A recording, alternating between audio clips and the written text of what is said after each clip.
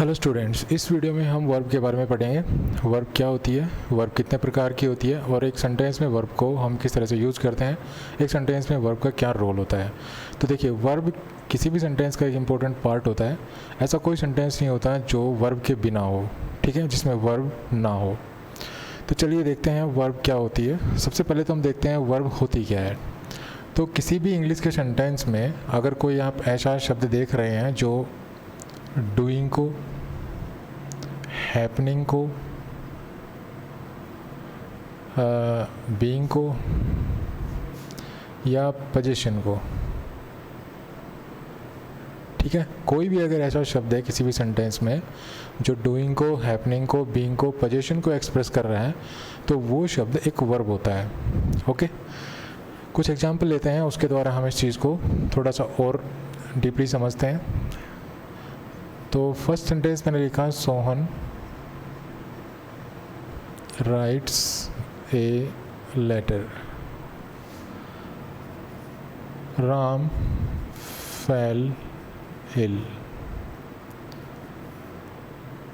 I have a car, और Ram is a teacher. ठीक है, ये चार सेंटेंस मैंने लिखे। अब इन चारों सेंटेंसेस में हम वर्ब को फाइंड आउट करेंगे और देखेंगे कि वो वर्ब जो है उस सेंटेंस में क्या रोल प्ले कर रही है। तो देखिए, यहाँ इस सेंटेंस में, पहले सेंटेंस में जो है, इस राइट वर्ब को, जो राइट ये शब्द है, इसको देखिए, ये जो शब्द है वो एक डूइंग को एक्सप्रेस कर रहा है। डूइंग को एक्सप्रेस कर रहा है मतलब इस सेंटेंस में हमें ये बता रहा है कि सोहन जो है ये क्या करता है। ठीक है, तो ये जो वर्ब है, ये जो वर्ड है, ये एक डूइंग को एक्सप्रेस कर रहा है, इसलिए हम इसको वर्ब कहेंगे। और इसको डूअर कौन है? इसका डूअर सोहन है, क्योंकि इस वर्ब का कोई डूअर है इस सेंटेंस में, तो ये एक डूइंग एक्सप्रेस कर रहा है। ठीक है, तो इसको वर्ब कहेंगे। उसका ये यहाँ पे डूइंग एक्सप्रेस कर रहा है।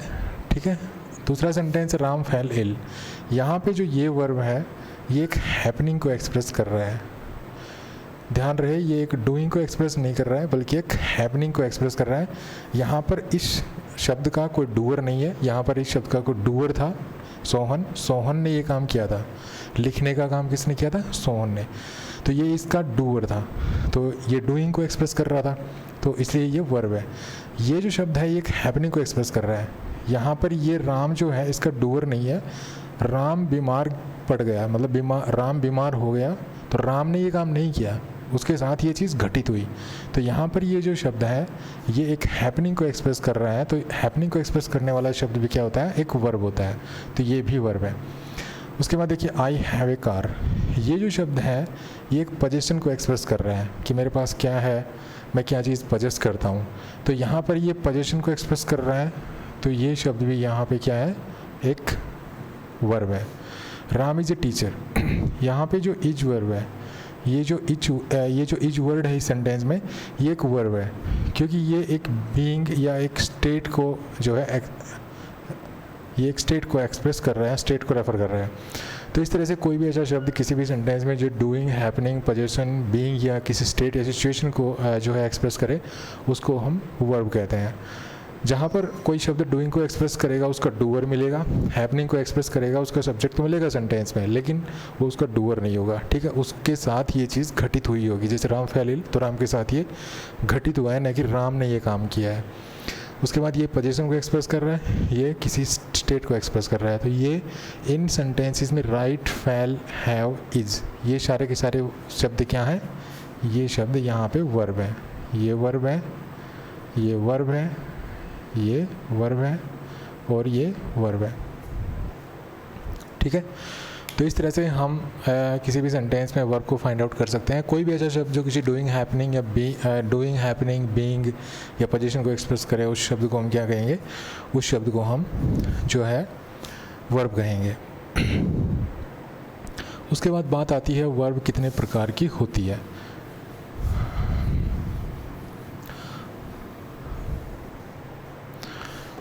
तो देखिए, वर्ब जो होती है वो दो प्रकार की होती है। वर्ब जो होती है उसको दो भागों में हम बांट सकते हैं। उसके इसके बाद थोड़ा आगे चलेंगे तो थोड़ा और इसको कैटेगराइज कर पाएंगे और आगे, लेकिन अभी फ़िलहाल वर्ब को हम दो पार्ट्स में डिवाइड कर रहे हैं। एक तो है हेल्पिंग वर्ब, एक हेल्पिंग वर्ब और दूसरा मेन वर्ब। एक हेल्पिंग वर्ब और एक मेन वर्ब। अब बात आती है हेल्पिंग वर्ब क्या होती है। हेल्पिंग वर्ब जैसे कि नाम से ही पता चल रहा है, जो वर्ब मेन वर्ब के साथ आए और जो मेन वर्ब की मदद करे। अब मदद किन कामों में करेगी? मदद करेगी किसी भी सेंटेंस को नेगेटिव बनाने में, किसी भी सेंटेंस को नेगेटिव बनाने में, किसी भी सेंटेंस को इंटेरोगेटिव बनाने में, और किसी भी सेंटेंस को जो है हम कह सकते हैं कि क्वेश्चन टैग बनाने में। जब भी हम किसी सेंटेंस का क्वेश्चन टैग बनाएंगे तो उसमें मदद करेगी। दूसरा वॉइस में मदद करेगी, जब किसी सेंटेंस को एक्टिव वॉइस से पैसिव वॉइस में चेंज करेंगे तो उसमें हमारी ये मदद करती है, उसमें ये जो है मेन वर्ब की मदद करती है। तो हेल्पिंग वर्ब क्या होती है? वो हेल्पिंग वर्ब मेन वर्ब की हेल्प करती है, मेन वर्ब की मदद करती है। कैसे मदद करती है? किसी भी सेंटेंस को नेगेटिव बनाने में, इंटेरोगेटिव बनाने में, क्वेश्चन टैग या वॉइस चेंज करने में। तो कुछ एग्जाम्पल्स लेते हैं, देखिए।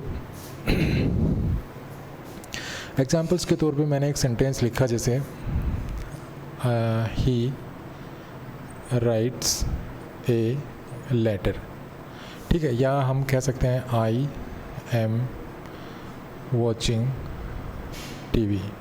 ओके, ये दो सेंटेंस मैंने लिखे हैं। अब इनमें मेन वर्ब है राइट।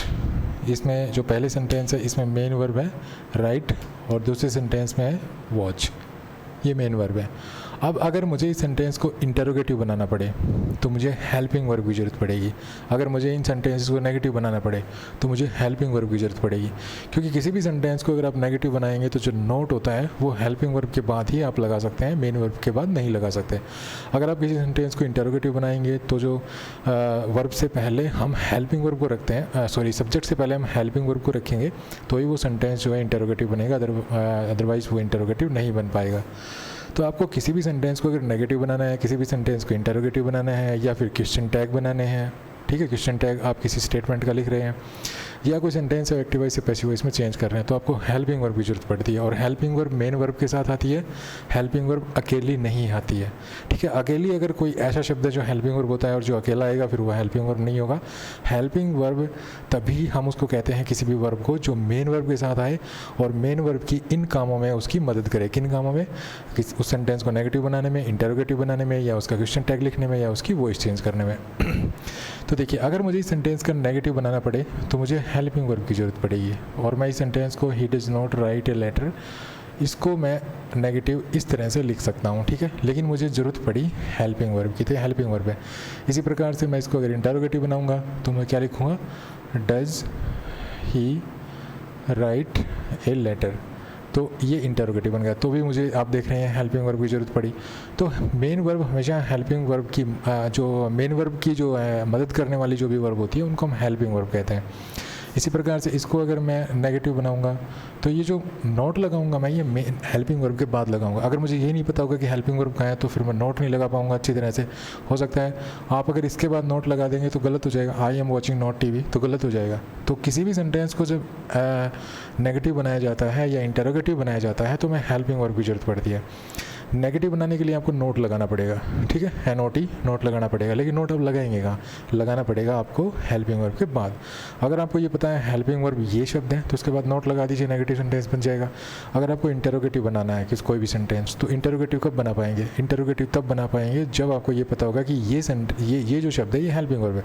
क्योंकि हम किसी भी सेंटेंस को इंटेरोगेटिव बनाने के लिए करते क्या है, जो हेल्पिंग वर्ब होती है उसको सब्जेक्ट से पहले रख देते हैं और लास्ट में क्वेश्चन मार्क लगा देते हैं, सेंटेंस हमारा इंटेरोगेटिव बन जाता है। हमें कोई ज़्यादा मतलब उसमें मंत्र नहीं पढ़ने होते हैं।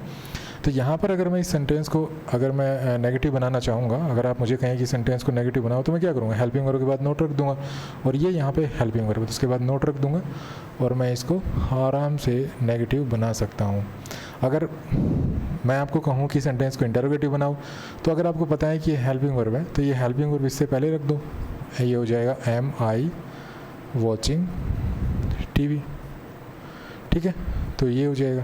तो ये इंटेरोगेटिव हो गया। तो जब भी हम किसी सेंटेंस को नेगेटिव, इंटेरोगेटिव या उसका क्वेश्चन टैग लिखते हैं या उसकी वॉइस चेंज करते हैं तो हमें हेल्पिंग वर्ब की ज़रूरत पड़ती है, और वहाँ पर हेल्पिंग वर्ब मेन वर्ब की हेल्प कर रही होती है। तो इसलिए हम इनको हेल्पिंग वर्ब कहते हैं। तो वर्ब जो है वो 2 प्रकार की होती है, हेल्पिंग वर्ब और मेन वर्ब। सबसे पहले हम देखेंगे हेल्पिंग वर्ब क्या होती है, उसके बाद हम देखेंगे मेन वर्ब क्या होती है। ठीक है, हेल्पिंग वर्ब को हम डिटेल से जानेंगे कि हेल्पिंग वर्ब कितने प्रकार की होती है, हेल्पिंग वर्ब के कौन कौन से शब्द है जो हेल्पिंग वर्ब्स होते हैं। उसके बाद हम मेन वर्ब को देखेंगे, मेन वर्ब को कैटेगराइज करेंगे, मेन वर्ब को किस तरह से हम आपस में डिवाइड कर सकते हैं। तो ये सब चीज़ें हम इस वीडियो में देखने वाले हैं। इस वीडियो में तो खैर नहीं, इस वीडियो में तो हम जो है हेल्पिंग वर्ब को कवर कर पाएंगे, लेकिन नेक्स्ट आने वाले वीडियोज़ में हम जो है मेन वर्ब को भी डिटेल से जानेंगे। तो देखिए, सबसे पहले हम देखते हैं हेल्पिंग वर्ब को।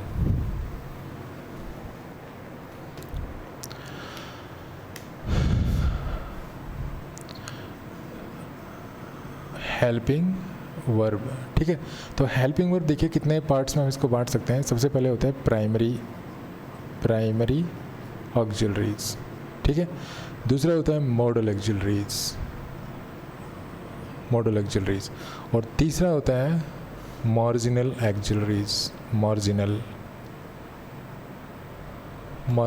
ऑक्सिलरीज। तो हेल्पिंग वर्ब को हम इस तरह से जो है 3 पार्ट्स में डिवाइड कर सकते हैं। हेल्पिंग वर्ब को हम 3 भागों में बांट सकते हैं। सबसे पहला है प्राइमरी ऑक्सिलरीज, दूसरा है मॉडल ऑक्सिलरीज, तीसरा है मार्जिनल ऑक्सिलरीज। अब देखिए, इनको मैं लिख देता हूँ ये कौन कौन सी होती हैं। प्राइमरी ऑक्सिलरीज जो होती हैं वो होती हैं बी, डू और हैव। ये प्राइमरी ऑक्सिलरीज होती हैं, ठीक है। इनकी फॉर्म्स होती हैं, जैसे बी की फॉर्म होती है इज, एम, आर, वॉज और वर। डू की फॉर्म होती हैं डू, डज और डिड। हैव की फॉर्म होती है एक खुद हैव, हैज़ और हैड, ठीक है। ये होती हैं प्राइमरी ऑक्सिलरीज। उसके बाद आती है मॉडल ऑक्सिलरीज। मॉडल ऑक्सिलरीज शायद आपको पता होगा, can, could, may, might, shall, should, will, would, must, ought to, used to, dare और need, ठीक है। Can, could, may, might, shall, should, will, would, must, ought to, used to, dare और need। और marginal auxiliaries होती हैं dare और need, ठीक है। ये होती हैं। तो प्राइमरी ऑक्सिलरीज होती है बी, डू और हैव। बी की फॉर्म होती है is, am, are present form होती है, वाज, वर पास्ट फॉर्म होती है। डू की फॉर्म होती है डू, डज, डिड, और डू डज प्रेजेंट फॉर्म होती है, डिड पास्ट फॉर्म होती है। उसके बाद है हैव। तो हैव की फॉर्म होती है एक तो खुद हैव, उसके बाद हैज और had. Has, have present form होती है, हैड पास्ट फॉर्म होती है। तो इस तरह से ये प्राइमरी ऑक्सिलरीज होती है, और ये मॉडल ऑक्सिलरीज होती है। मॉडल ऑक्सिलरीज में सारे मॉडल्स आ गए। और मार्जिनल ऑक्सिलरीज क्या होती है? मार्जिनल ऑक्सिलरीज डेयर और नीड, ये 2 जो शब्द होती हैं मार्जिनल ऑक्सिलरीज होते हैं। अब बारी बारी से इनको समझते हैं कि जो प्राइमरी ऑक्सिलरीज हैं हम उनका यूज़ कैसे करते हैं, मार्जिनल ऑक्सिलरीज हैं उनका यूज हम कैसे करते हैं, मॉडल ऑक्सिलरीज हैं उनका यूज हम कैसे करते हैं। तो सबसे पहले लेते हैं हम प्राइमरी ऑक्सिलरीज को। इनको हम डिटेल में थोड़ी देर बाद में जानेंगे, ठीक है। सबसे पहले मैं इनको डिफरेंस बता देता हूँ आपको कि इनका यूज हम अलग अलग कैसे करते हैं, ठीक है। फिर बाद में हम इनके जो है यूज़ को देख लेंगे कि किस तरह से हम इनका यूज़ करते हैं। पहले एक बार हम इनको डिफरेंस को देख लेते हैं कि इनमें क्या डिफरेंस होता है। तो देखिए, प्राइमरी ऑक्सिलरीज लेते हैं सबसे पहले। प्राइमरी ऑक्सिलरीज क्या काम करती हैं? प्राइमरी ऑक्सिलरीज किसी भी सेंटेंस के टेंस को फॉर्म करने में हमारे काम आती हैं। अगर हम किसी सेंटेंस का टेंस फॉर्म कर रहे हैं तो हम प्राइमरी ऑक्सिलरीज का यूज़ करेंगे, ठीक है। मॉडल ऑक्सिलरीज का यूज़ नहीं करेंगे। टेंस बनाने के लिए हम हमेशा जो है प्राइमरी ऑक्सिलरीज का यूज़ करते हैं। जैसे देखिए, he is writing a letter. अब ये जो सेंटेंस है ये प्रेजेंट कॉन्टिन्यूस में है, ठीक है। आपने कैसे बता दिया कि प्रेजेंट कॉन्टिन्यूस में है? हमें कैसे पता चल गया ये प्रेजेंट कॉन्टिन्यूस में है? ये इज़ को देख करके। तो अगर मैं यहाँ से इज़ हटा दूँ तो आपको पता नहीं चलेगा कि कौन से टेंस में है, ठीक है। ये सेंटेंस कौन से टेंस में पता ही नहीं चल पाएगा। तो अभी अगर आप टेंस की बात करें कि भाई ये सेंटेंस कौन से टेंस में है, तो आप अगर मैं यहाँ पे इज लिख दूंगा तो आप बता दोगे कि प्रेजेंट कॉन्टिन्यूस टेंस में। अगर मैं इज को हटा दूँ तो आप नहीं बता पाएंगे कौन से टेंस में है। तो इस प्रकार से ये जो प्राइमरी एक्सिलरीज हैं जो भी, ये क्या बनाने के काम आती है, ये किसी भी सेंटेंस का टेंस फॉर्म करने के काम आती है। अब जैसे इज की जगह अगर मैं वाज लिख दूं और मैं कहूँ he was writing a letter, तो देखिए जहाँ he is writing a letter एक प्रेजेंट कॉन्टिन्यूस टेंस था, he was writing a letter क्या बन गया, एक पास्ट कॉन्टिन्यूस टेंस बन गया। अगर मैं यहाँ पे ऐसे लिखूँ he does not write a letter, तो अभी क्या, ये क्या है, अभी he does not write a letter, इसका मतलब ये प्रेजेंट इंडेफिनिट है। अगर मैं इसको चेंज करके और मैं इसको ही डिड नॉट कर दूं और he did not write a letter ऐसे लिखूं, तो ये पास्ट इंडेफिनिट बन गया। ठीक है, ये पास्ट इंडेफिनिट बन गया। इसी प्रकार से अगर मैं लिखूं आई हैव ए कार और हैव की जगह मैं लिख दूं हैड, तो ये प्रेजेंट था, ये पास्ट बन गया। तो इस तरह से ये जो प्राइमरी ऑक्सिलरीज हैं इनको हम सिर्फ टेंस फॉर्म करने के काम में लाते हैं। ठीक है, अगर आपको टेंस चेंज करना है, किसी भी सेंटेंस का टेंस चेंज करना है, तो आप ये प्राइमरी ऑक्सिलरीज हैं इनका यूज करते हैं। इनसे टेंस चेंज नहीं होता है, ना तो इनसे टेंस चेंज होता है ना उनसे टेंस चेंज होता है। टेंस चेंज करने के लिए हम इनका यूज करते हैं, प्राइमरी ऑक्सिलरीज का यूज करते हैं। दूसरी इंपॉर्टेंट चीज़, ये जो प्राइमरी ऑक्सिलरीज हैं, ये प्राइमरी ऑक्सिलरीज जो है, इनके बाद जो वर्ब होती है वो अपना जो रूप है वो चेंज कर सकती है। ठीक है, कैसे कैसे चेंज कर सकती है, देखिए यहाँ पर मैंने एक सेंटेंस लिखा, he is writing a letter. ठीक है, एक सेंटेंस ये लिखा, he does not write a letter. ठीक है, उसके बाद लिखा मैंने I have revised my lesson, एक ये लिखा मैंने। अब आप देख रहे हैं कि यहाँ पे ये जो इज है इसके बाद वर्ब है वो राइटिंग है, अर्थात वर्ब की फर्स्ट फॉर्म के साथ आईएनजी लगा हुआ है। यहाँ पर जो हेल्पिंग वर्ब है इसके बाद जो वर्ब है वो वर्ब की फर्स्ट फॉर्म है। ये जो हेल्पिंग वर्ब है इसके बाद वर्ब की थर्ड फॉर्म है। तो हेल्पिंग वर्ब जो होती हैं, मतलब जो प्राइमरी ऑक्सिलरी जिनको हम कहते हैं, इनके बाद जो वर्ब आती है उस वर्ब की जो फॉर्म है वो चेंज हो करके आ सकती है। ठीक है, जैसे is am are was were, इनके बाद जो अगर हम मेन वर्ब यूज करते हैं उस मेन वर्ब के साथ हमेशा आईएनजी लगा होता है। डू डज डिड अगर इन हेल्पिंग वर्ब का यूज़ करते हैं, इन प्राइमरी ऑक्सिलरीज का यूज़ करते हैं, तो इनके बाद हमेशा वर्ब की फर्स्ट फॉर्म आती है। ठीक है, उस वर्ब की फर्स्ट फॉर्म के साथ ना तो एस या एस लगा होता है, ना कुछ और टू इन्फिनिटी वगैरह कुछ लगा हुआ नहीं होता है। उसके बाद है हैज हैव हैड। तो हैज हैव हैड के बाद जब भी कोई मेन वर्ब यूज करते हैं हम, तो वो वर्ब की थर्ड फॉर्म आती है। ठीक है, तो प्राइमरी ऑक्सिलरीज के बाद जो वर्ब आती है वो चेंज हो सकती है, वो अलग अलग हो सकती है। ठीक है, उसके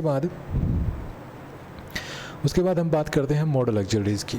ठीक है, मॉडल ऑक्सिलरीज किस काम आती है, तो मॉडल जहाँ प्राइमरी ऑक्सिलरीज जो है टेंस फॉर्म करने के काम आती थी, वहाँ मॉडल ऑक्सिलरीज जो है स्पीकर की इंटेंशन बताने के काम आती है। अगर स्पीकर क्या कहना चाहता है, स्पीकर का मूड क्या है, स्पीकर की इंटेंशन क्या है, तो इंटेंशन एक्सप्रेस करने के लिए हम मॉडल ऑक्सिलरीज का यूज़ करते हैं। जैसे अगर मैं कहूँ I can speak English, I can speak English, तो यहाँ पर स्पीकर की इंटेंशन क्या है, स्पीकर की बताना चाहता है कि उसकी एबिलिटी क्या है। ठीक है, यू शुड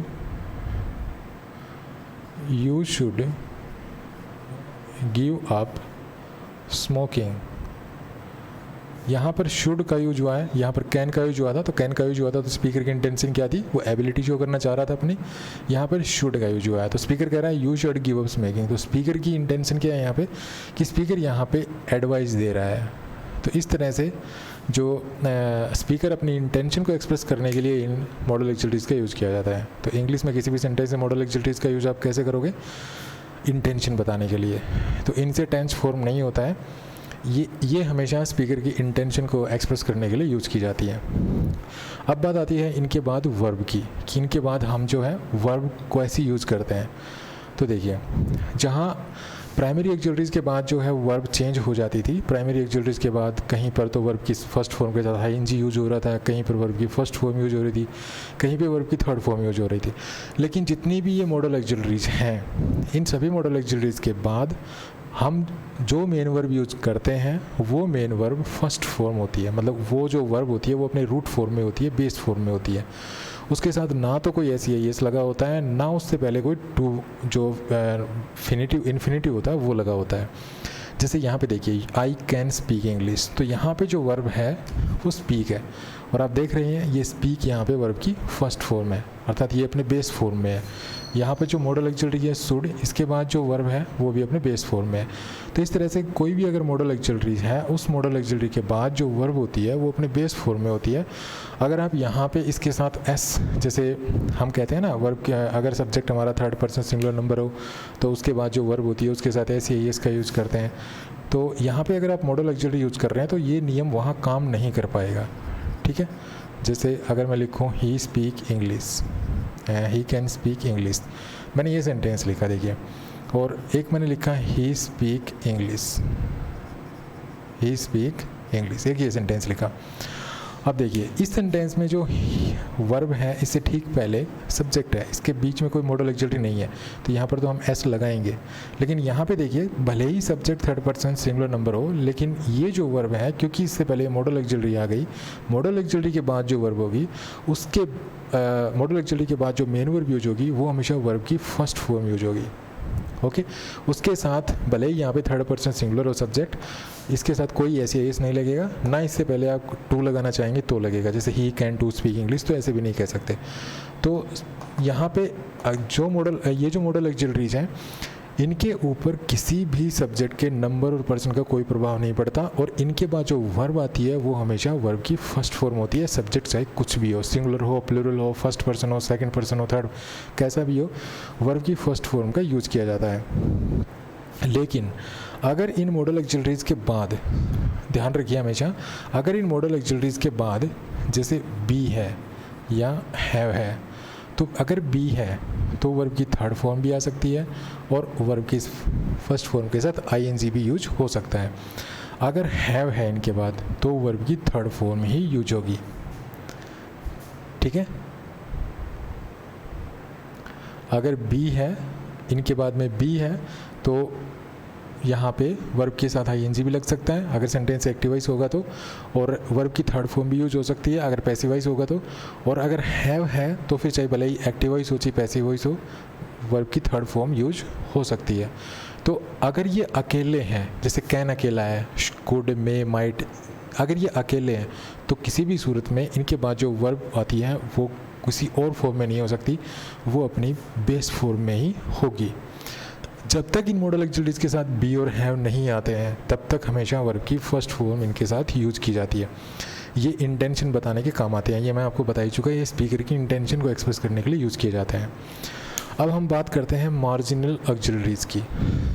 तो जैसा कि आप देख रहे हैं बोर्ड पर कि डेयर और नीड जो दो शब्द हैं, ये जो शब्द हैं ये मार्जिनल एक्सिलरीज होती हैं।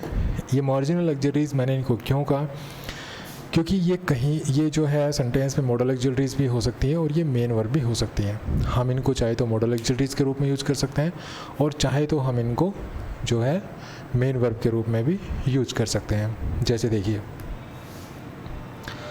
मैंने एक सेंटेंस लिखा,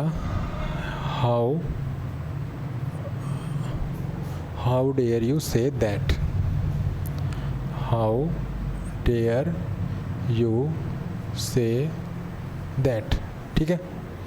उसके बाद मैंने लिखा he dares to cross the जंगल,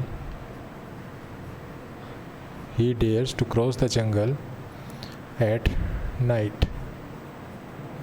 उसके बाद मैंने लिखा he does not dare to enter the principal's office।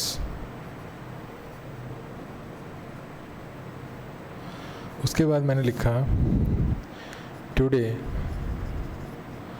is Sunday, you need not go to school। अगला मैंने लिखा आई नीड सम मनी, उसके बाद लिखा ही डज नॉट नीड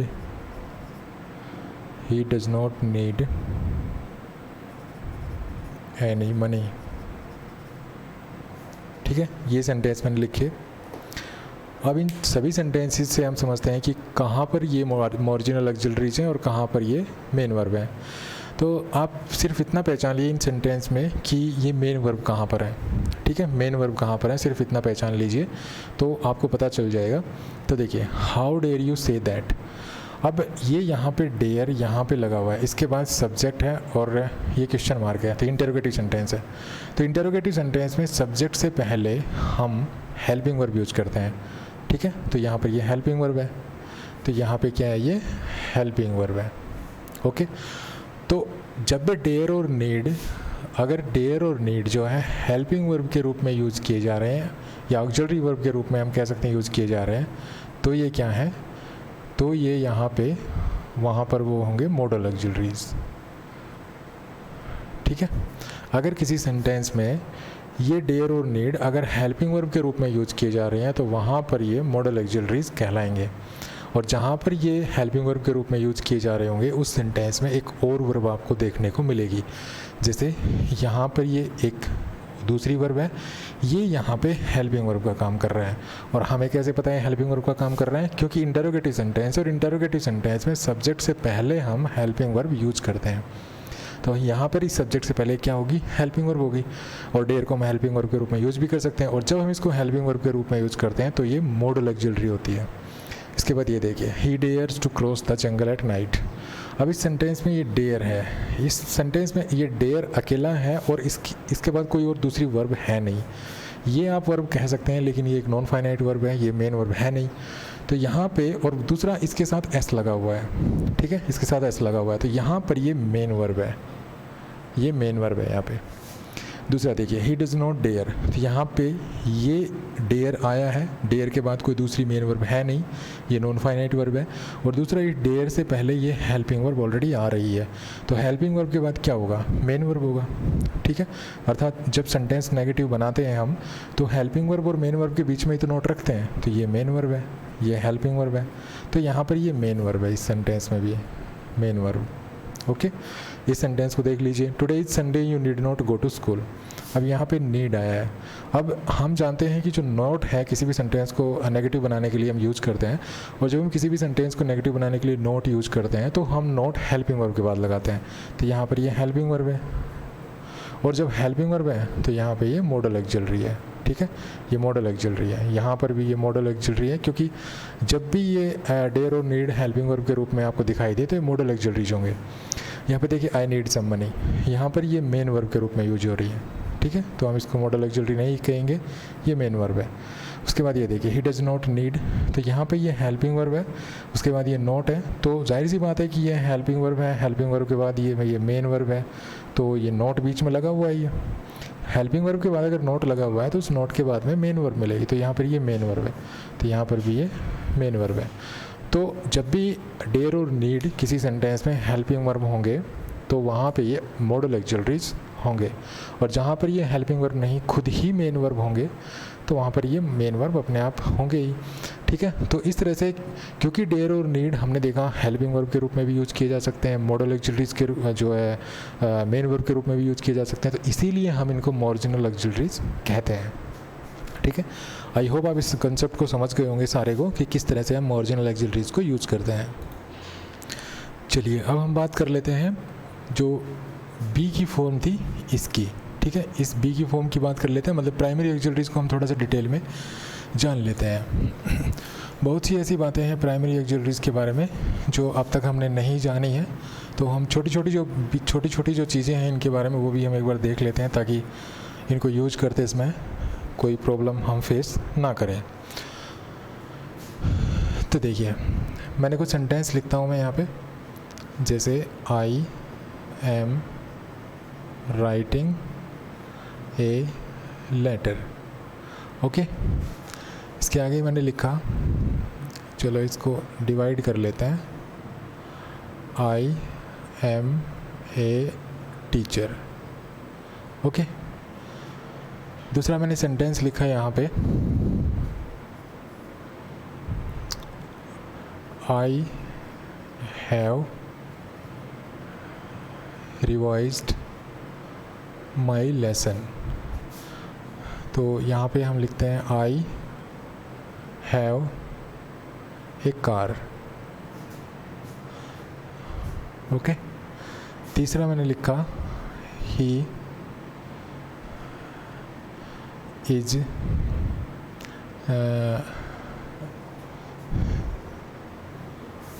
यहाँ पे एक सेंटेंस लिखता हूँ मैं, he does his work regularly.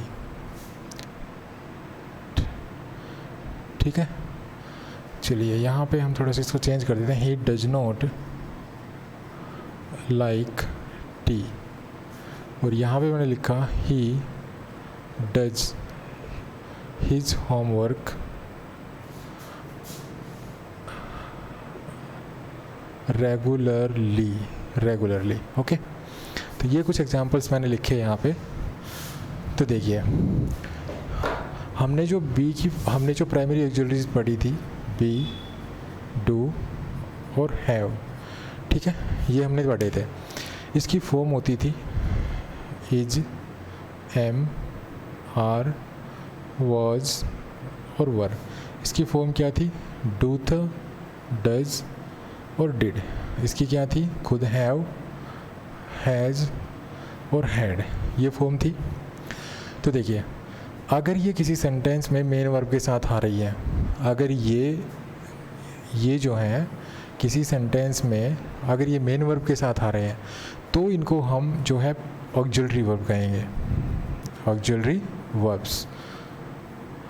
अगर ये किसी सेंटेंस में मेन वर्ब के साथ आ रही है तो ही हम इनको ऑक्सिलरी वर्ब कहेंगे। अगर ये सेंटेंस में आ रहे हैं लेकिन उस सेंटेंस में कोई दूसरी वर्ब है ही नहीं, तो ये खुद फुल वर्ब हो सकती हैं, ये खुद ही उस सेंटेंस में मेन वर्ब हो सकती हैं। तो इनको दोनों रूपों में यूज किया जाता है। किसी भी सेंटेंस में अकेले भी हो सकते हैं, ऐसा नहीं है कि हमेशा ये जो है ऑक्सिलरी वर्ब के रूप में यूज होंगी। ये ऑक्सिलरी वर्ब भी हो सकते हैं, ये सारे जितने भी मैंने ये लिखे हैं आपके सामने, बी, डू और हैव, इनकी जो फॉर्म्स होती हैं ये किसी सेंटेंस में मेन वर्ब के साथ भी आ सकती हैं और ये मेन वर्ब के बगैर भी आ सकती हैं। तो अगर ये मेन वर्ब के साथ आएंगी तो इनको हम ऑक्सिलरी वर्ब कहेंगे। अगर इनके बाद कोई मेन वर्ब नहीं है, अगर ये बिना मेन वर्ब के आ रही हैं, तो इनको हम ऑक्सिलरी वर्ब नहीं कहेंगे। जैसे देखिए, I am writing a letter, इसमें ये एम है, बी की फॉर्म है, इसके बाद ये एक मेन वर्ब है, तो यहाँ पर ये क्या है, हेल्पिंग वर्ब है। लेकिन इस सेंटेंस में देखिए, आई एम ए टीचर, ये देखिए इसके साथ कोई दूसरी वर्ब है ही नहीं, तो यहाँ पर ये मेन वर्ब है, इसको हम फुल वर्ब भी कह सकते हैं। यहाँ पर देखिए हैव के बाद में दूसरी वर्ब है, तो यहाँ पर इसको हम हेल्पिंग वर्ब कहेंगे। लेकिन यहाँ पे देखिए हैव, इसके बाद कोई दूसरी वर्ब नहीं है, तो यहाँ पर हम इसको मेन वर्ब कहेंगे। यहाँ पे देखिए ही डज, ये डज है, डज के बाद ये दूसरी वर्ब आ रही है तो ये हेल्पिंग वर्ब है। लेकिन ही डज हिज होमवर्क, यहाँ पे कोई मेन वर्ब है ही नहीं दूसरी, तो यहाँ पर ये मेन वर्ब है। तो इस तरह से ये जो is, am, are, was, were, do, does, did, has, have, had है, ये शब्द आपको मेन वर्ब के रूप में भी यूज़ किए हुए मिलेंगे और ये हेल्पिंग वर्ब के रूप में भी यूज़ किए हो सकते हैं। बस आपको इतना ध्यान रखना है कि अगर इनके बाद कोई मेन वर्ब है तो उस समय ये हेल्पिंग वर्ब कहलाएंगे। लेकिन अगर कोई ऐसे सेंटेंस हो सकते हैं जैसे कि ये, इनमें क्या है कि ये यूज़ तो हो रहे हैं इनमें से कुछ, लेकिन इनके बाद कोई दूसरी वर्ब नहीं है। तो जब इनके बाद कोई दूसरी वर्ब ना हो तो यही फुल वर्ब होती हैं, यही मेन वर्ब होती हैं। तो ये मेन वर्ब के रूप में भी यूज़ कर सकते हैं हम इनको, और हम इनको जो है ऑक्सिलरी वर्ब के रूप में भी हम इनको यूज़ कर सकते हैं। ओके,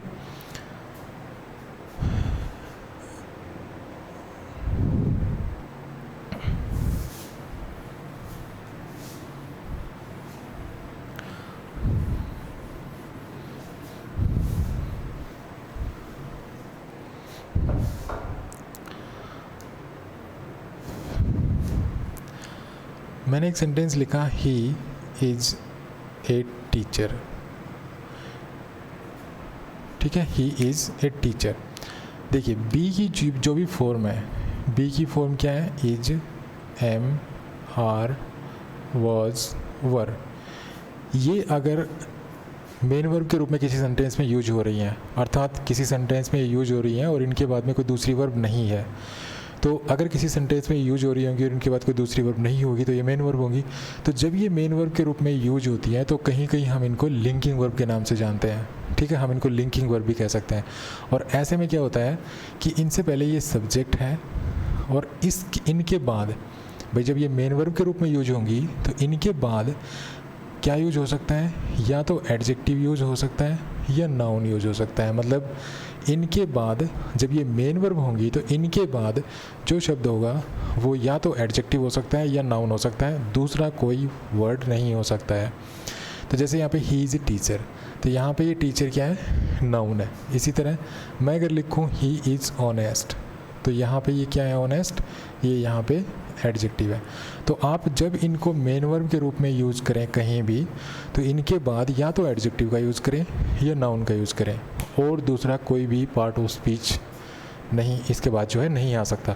मतलब इनके बाद हम जब ये मेन वर्ब के रूप में हम इनको यूज़ करते हैं तो इनके बाद ना तो जो है एडवर्ब आ सकती है, ना प्रोनाउन आ सकता है, ना कंजक्शन आ सकता है, कुछ नहीं आ सकता। इसके बाद जो वर्ड आएगा वो या तो एडजेक्टिव होगा या वो जो है नाउन हो सकता है। दूसरा, अब हम इनका एक बार यूज़ देख लेते हैं, इनका यूज हम और किस तरह से कर सकते हैं। तो छोटा छोटा करके, थोड़ा थोड़ा करके मैं आपको इनका यूजेस भी बता देता हूँ कि जो बी की फॉर्म है इनका यूज हम किस तरह से और कर सकते हैं। तो देखिए, अपनी हाइट बताने के लिए, ठीक है, वेट बताने के लिए या साइज़ बताने के लिए, हाइट, वेट और साइज़ बताने के लिए हम बी की फॉर्म का यूज कर सकते हैं। जैसे और हम यहाँ पे जैसे आई एम 70 किलोज़, मैंने एक सेंटेंस लिखा जैसे आई एम 70 किलोज़, ठीक है, और आई एम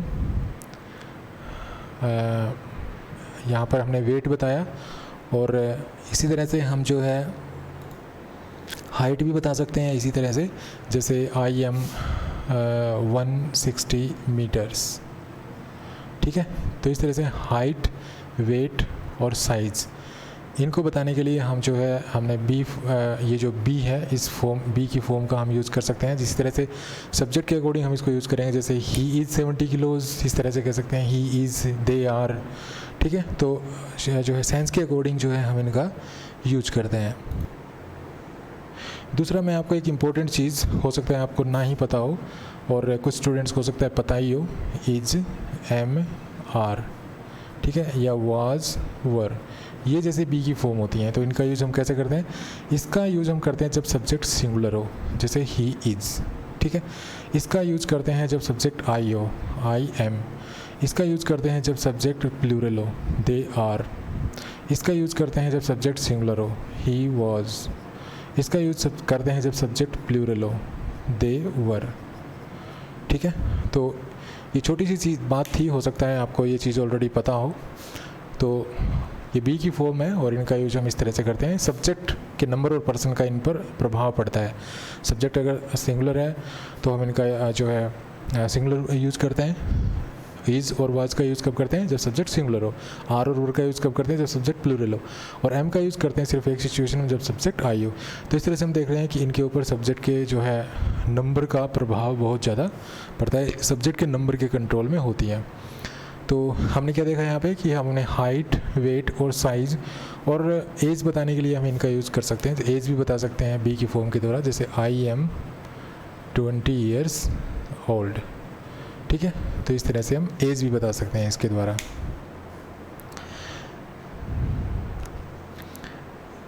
उसके अलावा जो है टाइम और तारीख बताने के लिए भी हम इनका यूज़ कर सकते हैं। अगर हमें जो है टाइम बताना हो या डेट बतानी हो तो भी हम इनका यूज़ कर सकते हैं। जैसे टाइम अगर बताना हो तो जैसे इट इज़ 6 o'clock, ठीक है। तो ये इसका यूज हुआ है यहाँ पे। और तारीख बताने के लिए जैसे it is 15th May today, ठीक है। तो यहाँ इस प्रकार हम जो है बी की फॉर्म जो है तारीख बताने के लिए भी कर सकते हैं। उसके बाद एज बताने के लिए मैंने आपको बता ही दिया कि एज बताने के लिए हम किस तरह से बी का फॉर्म कर सकते हैं, बी की जो फॉर्म है उसका यूज़ कर सकते हैं। उसके अलावा जो है हमारी जो शारीरिक और मानसिक जो सिचुएशंस हैं, जो कंडीशन है, जो शारीरिक मानसिक अवस्थाएं होती हैं, तो उनको बताने के लिए भी हम जो है बी की फॉर्म का इस्तेमाल कर सकते हैं। जैसे सी वॉज काम या सी वॉज एक्साइटेड। ठीक है, तो इस तरह से जो हमारी फिजिकली या जो मेंटली जो कंडीशन है उसको एक्सप्रेस करने के लिए हम जो है बी की फॉर्म का इस्तेमाल इस तरह से हम कर सकते हैं। उसके अलावा हम किसी को ऑर्डर देने के लिए भी बी की फॉर्म का इस्तेमाल कर सकते हैं। जैसे बी क्वाइट या बी बोल्ड। ठीक है, तो इस तरह से भी हम बी का इस्तेमाल कर सकते हैं। तो इन सिचुएशंस में हम छोटी छोटी बातें थी, ये मैंने आपको बताई है कि इन सिचुएशंस में हम जो है बी की फॉर्म का इस्तेमाल कर सकते हैं। वैसे अगर जो बी की फॉर्म मैंने बताई है, जैसे इज़, एम, आर, वाज, वर, बस आपको इतनी चीज़ ध्यान रखनी है कि अगर इनके बाद मेन वर्ब है तो ये ऑक्सिलरी वर्ब होंगी, इनको हम प्राइमरी ऑक्सिलरी वर्ब कहते हैं। लेकिन अगर इनके बाद दूसरी मेन वर्ब नहीं है तो यही मेन वर्ब होती है, यही फुल वर्ब होती है, और इनको हम मेन वर्ब के तौर पे काम करते हैं। और इनके बाद जो है जो वर्ड आता है वो या तो एडजेक्टिव हो सकता है या वो नाउन हो सकता है, इसके अलावा कुछ नहीं हो सकता है। ओके, उसके बाद हम बात करते हैं जो है हैज़, हैव और हैड की। ठीक है, इनकी बात करते हैं।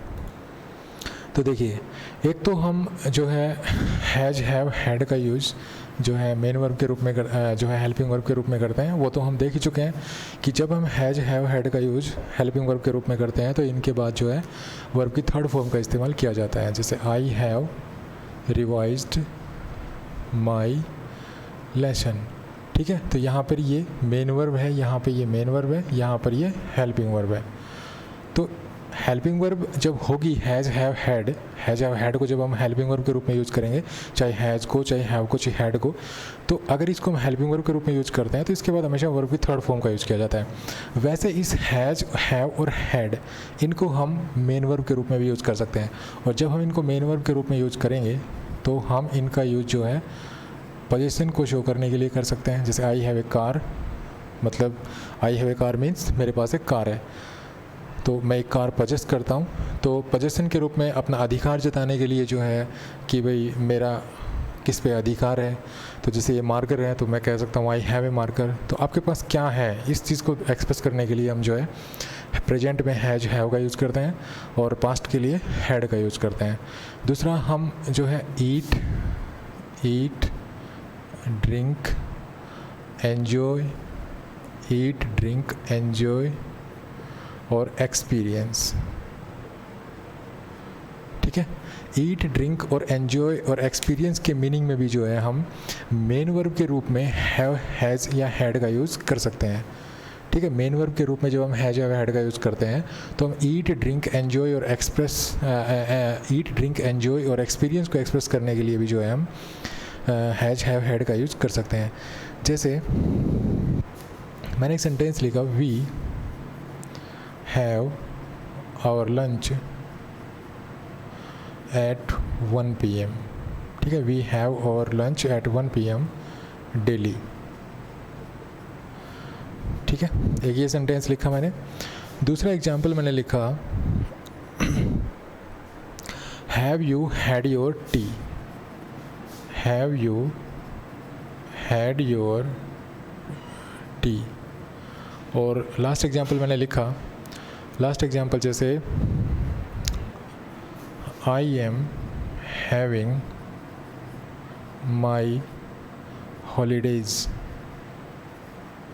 I am having my holidays. तो ये 3 एग्जाम्पल मैंने लिखे, फर्स्ट, सेकंड और थर्ड। ओके, अब देखिए, पहला एग्जाम्पल है we have our lunch at 1 PM daily. इसका मतलब यहाँ पे क्या होगा, वी ईट ओवर लंच। तो यहाँ पे ईटिंग के अर्थ में हो रहा है इसका यूज़। तो अगर इस हैव के बाद में ये हैव अगर मेन वर्ब के रूप में यूज हो रही है और इसके बाद में कोई खाने की चीज़, खाने का आइटम मेंशन कर रखा है, तो जैसे लंच है उसको हम ईट कर दें, तो यहाँ पर ये ईट के अर्थ में इसको हम यूज़ कर रहे हैं। यहाँ पे देखिए have you had your T, तो यहाँ पे टी को क्या किया जाता है, ड्रिंक किया जाता है, तो इसका मतलब यहाँ पे ये हैड है, ये ड्रिंक की अर्थ में यूज हो रही है, have you drunk your T, ठीक है। उसके बाद आई एम हैविंग माई हॉलीडेज़, तो यहाँ पर हैव को हम यूज़ कर रहे हैं I am enjoying my holidays, या हम आई एम एक्सपीरियंसिंग, ठीक है। आई एम, या एक और एग्जांपल मैं इसका और लिख देता हूँ मैं, वैसे हम इसको देख लेते हैं। I am having my holidays, इसका मतलब I am enjoying my holidays, तो यहाँ पर एन्जॉय के अर्थ में जो है हैव का यूज हो रहा है। एक और एग्जांपल लिखा मैंने, जैसे आई एम हैविंग